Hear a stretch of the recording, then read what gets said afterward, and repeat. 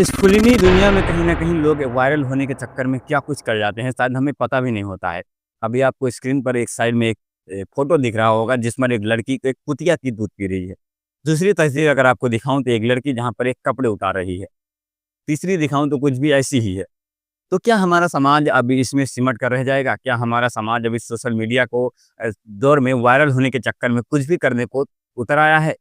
कहीं न कहीं लोग अब उस वायरल होने के चक्कर में अपने आप को इस तरीके से प्रेज़ेंट करते हैं, कुछ नया के करने के चक्कर में कुछ इतना नया कर जाते हैं कि शायद हमें यकीन भी नहीं होगा। तो एक दौर हुआ करता था कि जब हम ऐसे वीडियोज़, फ़ोटोज़ देखते थे, उसे एमएमएस के नाम से जानते थे, लेकिन आज हमें वो एमएमएस यूट्यूब या इंस्टाग्राम पर देखने को मिल जाता है।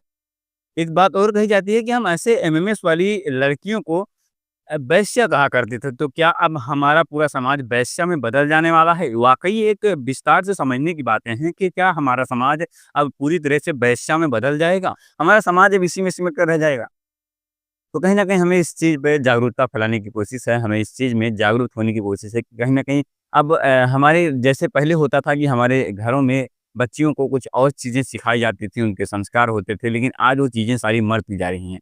तो ऐसे ही कुछ केस है जहाँ पर एक नई नवेली दुल्हन अपने पति से पहले ही सुहाग रात के दिन गांजे और बियर की डिमांड कर देती है। वो उस गांजे और बियर की डिमांड करती है तो कहीं न कहीं अब जो पति होता है वो हैरान रह जाता है, हैरत में पड़ जाता है कि आखिर ऐसा कैसे हो सकता है। दरअसल ये बात है कानपुर की, जहाँ पर एक महिला जो है उसकी शादी होती है। शादी होने के बाद वो अपने पति को जब वो बाहर जा रहा होता है उसी दौरान उससे फ़ोन करती है, वो फ़ोन कर कर कहती है कि मेरे लिए एक गांजा और बियर लेते आना। जब उसके बाद दिमाग में ये बातें घुसने शुरू होती हैं, तो उस बात को रिकॉर्ड करता है, रिकॉर्ड करने के बाद अपने पूरे परिवार को सुनाता है। परिवार जैसे ही सुनता है इस पर बौखला जाता है कि आखिर एक लड़की होकर जिसके हमारे समाज में इसे देवी माना जाता है, वो लड़की लड़कों से भी ज़्यादा बेहतर नशा कैसे कर सकती है? उस ऑडियो को लेकर, उस ऑडियो क्लिप को लेकर जो रिकॉर्ड किया था उसने, उसको लेकर पुलिस के पास पहुँच जाता है। जिसके बाद वहाँ पर पुलिस उस लड़की को बुलाती है, तो वो कहती है कि हमारी शादी कल ही हुई है।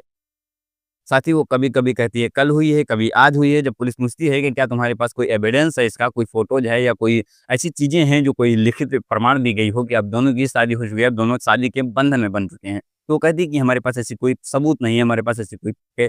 तो दरअसल उस लड़के की शादी तय हुई थी, उसके पहले ही उसे पता चल जाता है, वो लड़की इस कुछ ऐसी चीज़ों को डिमांड करती है कि कहीं न कहीं वो उससे शक हो जाता है, उसे पता चल जाता है। तो अब इस केस को सुनाने का मकसद कहीं न कहीं लोगों को परेशान करना है, हैरान करने की कोशिश नहीं, बल्कि लोगों के अंदर एक जागरूकता फैलाने की कोशिश है कि इस फ़िल्मी दुनिया में कहीं न कहीं जब आप शादी करते हैं, तो भले ही परिवार के लोग देखते हैं, लेकिन आपको भी एक चीज़ें एक बार देखने की ज़रूरत है। तो यही थी आज की कहानी। तो आप भी अगर शादी कर रहे हैं, तो एक बार पता ज़रूर से कर लीजिएगा कि कहीं उस दुल्हन की जैसी आपकी भी दुल्हन ना हो जाए। तो चलिए मिलते हैं किसी नए वीडियो से, तब तक के लिए जय हिंद, जय भारत।